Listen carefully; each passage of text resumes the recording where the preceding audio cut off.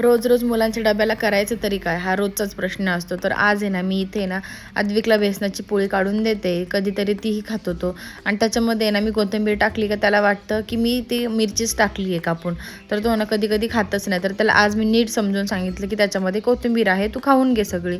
तर ते आज आहे ना मी त्याच्या डब्याला ना भाकरच देत होती. चपाती कधीतरी म्हणजे भाकर पण देते कधीतरी, आणि चपाती तर रेग्युलर असतेच त्याची.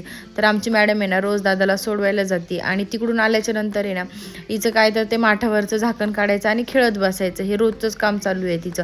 आणि आज दुपारी ना खूप मुंग्या झाल्या होत्या. समजलंच नाही मला की कशामुळं झाल्या एवढ्या सगळ्या काळ्या मुंग्या.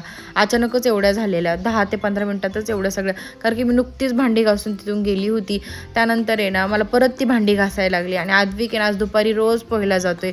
बघता बघता आहे ना माझी जिनू आहे ना आज 9 महिन्याची झाली आहे.